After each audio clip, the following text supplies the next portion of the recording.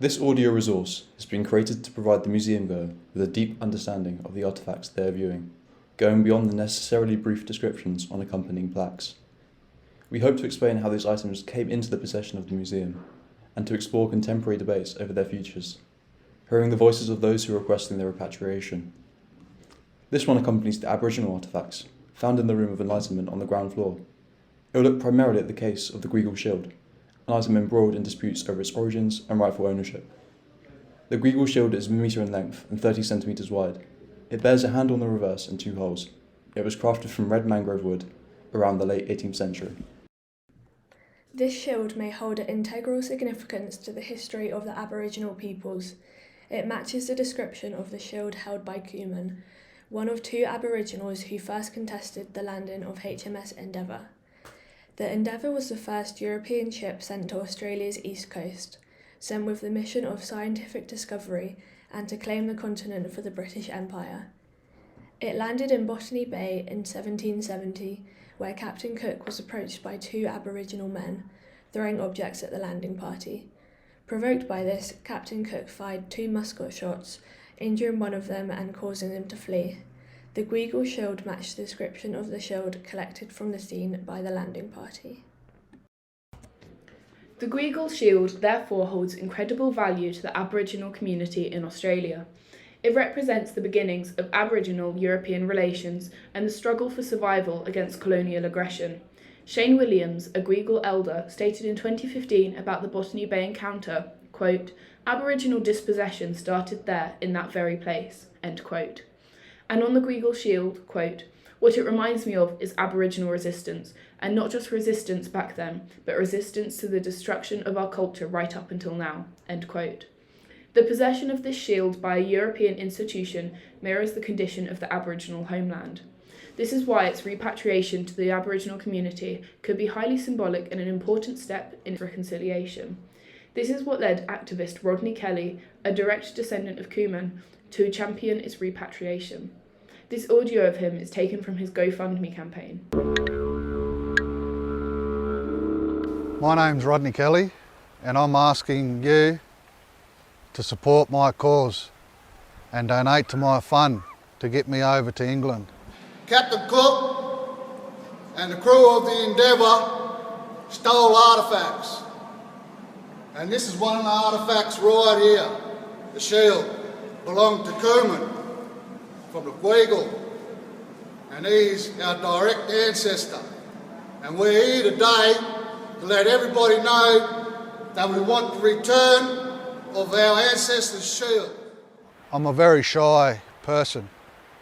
No, I don't get up and do stuff like that, but when I was walking into the museum that day, I called on my ancestors. They gave me the strength to stand in front of the shield and tell everybody that the shield and the spears belong in Australia. This one's taken from an interview with an Australian news company. Millions of people come here to the British Museum and learn about our history. Why is it important for you to actually bring it home? Yeah, I get that argument all the time that millions of people get to see the shield on every year. But back home, there's a real need for true history to be told and for the young to relearn their culture and, have an identity.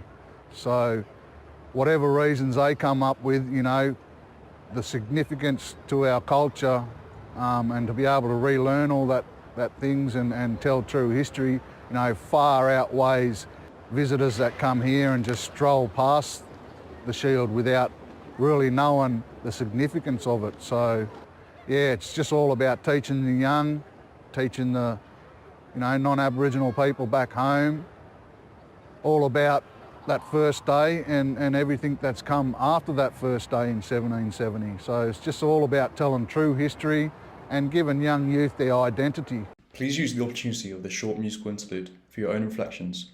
We'll return with the debate over the shield's origin.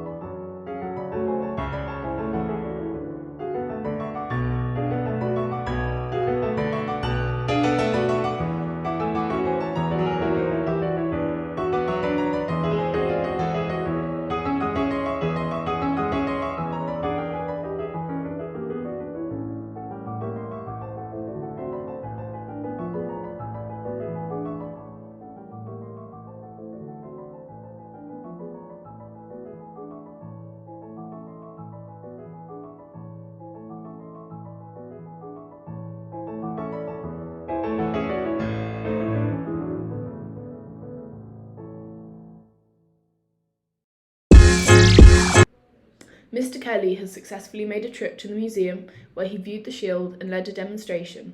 He also formally requested the return of the shield in 2016, a request which was denied by the museum.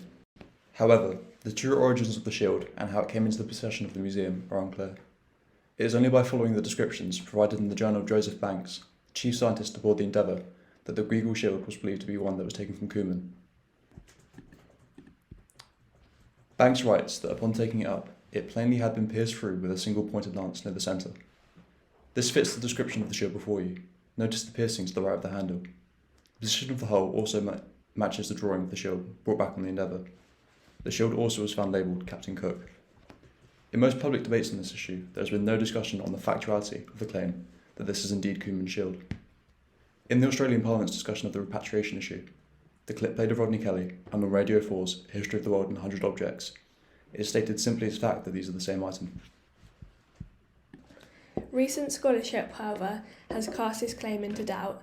The shield was found unregistered in the collection in 1978 with no information on its origin. Many other shields and depictions of shields bear similar hulls. An analysis of the wood shows it was crafted from red mangrove, a wood not found in Botany Bay but further north towards Queensland. Shields in Aboriginal Australia held a strong cultural significance, with the designs denoting social standing and differing from tribe to tribe. Possessions of a shield from another region therefore seems unlikely, and there is little evidence that shields were traded, especially over such long distances. It is theorised, therefore, that the shield came from Banks' donation of artefacts in 1778, from his second voyage and not from the Botany Bay encounter. A reference to these theories accompanies the webpage for this artefact on the British Museum website. While the origin may never truly be known, whether it came from this famous encounter or a less well-known one still doesn't diminish the symbolism of the item, and these disputes have not stopped efforts to see it returned. Unfortunately, the British Museum Act of 1963 makes the prospects of repatriation of this specific item rather meagre.